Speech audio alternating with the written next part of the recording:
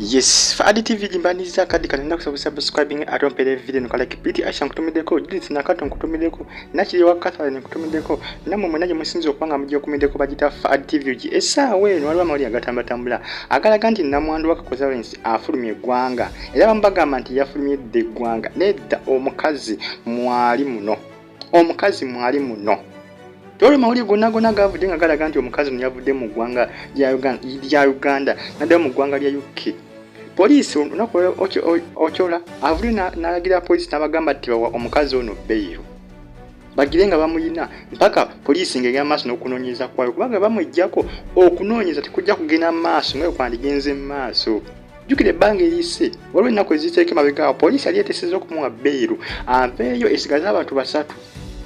Banekana basinga akabasinzira kwekyo ne balowooza nti omukazi baamuta. Nedda police yamaana esazamu bbeeru gye yali egenda okumuwa olw'ensonga nti baminisita bangi nnyo baava nga balumba gundi. Abalumba police baminisita okuva mu gavumenti kwosa ne ba MPs abasinga abawerako. Newankubadde mu State House omukazi ono alina abantu bakwatagana nabo naye bikyagaanye okukola omukazi akyaliyo ku police. Tawali mawuli gonna gavudde nga gakonfaminga nga gagamba nti omukazi ono yazzeyo dda mu ggwanga lya UK. Omukazi akyali mu ggwanga Uganda muno just bateka obutesika diversion kubuzaabuza naye ng'omukazi akyaliyo tannaba kufuluma ggwanga Uganda muno. Nga kumakya Ochola avudde n'agamba nti omukazi bamuyina era akyaliyo bakyabalina abantu bana bonna okuli asikaali kw'ossa ne kiriina ne manager owa hotel n'omukazi nabwami Justine kijja kitaate okuba nga yagenze dda mu ggwanga lya UK.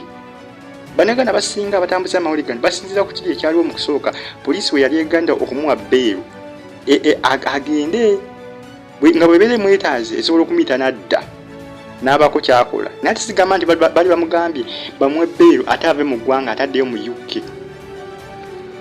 Ngenda kusaba subscribing essaawa zino bitambulatambula naye nga omukazi akyalimu muno mu ggwanga Uganda era poliisi ekyamuyina ku CPS mu Kampala akyaliyo Ochola asinga okuleetera okulabikanga ngamba nti omukazi mwali muno mu ggwanga Uganda kubanga avudde ku makya amawulire gano gemba nsinziza ku mukutu baguyita UG Training News website zimu ku website zikyasinza okufulumya amawulire ageesigika.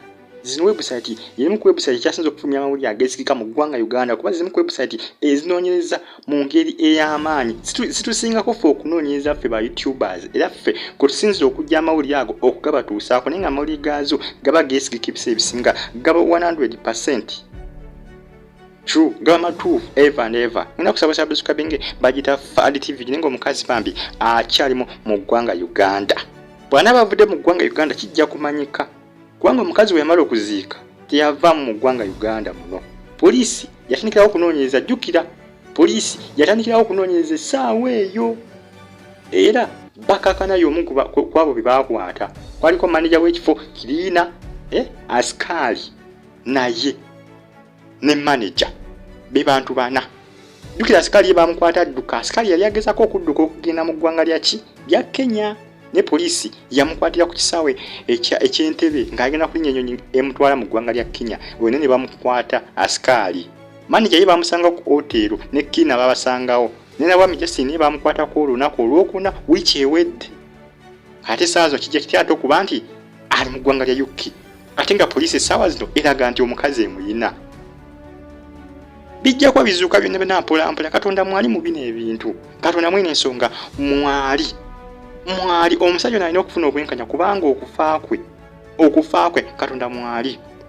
Katonda ajja kujjawo obuzina bw'omukazi ono bwonna. Katonda ajja kujjawo obuzina bwa Nabwami bwonna bujja kuvaayo mu lwatu buli muntu ajja kubumanya.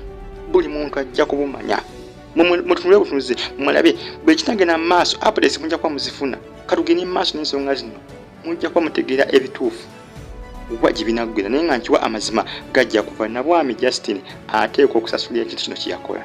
Mubeere bulungi.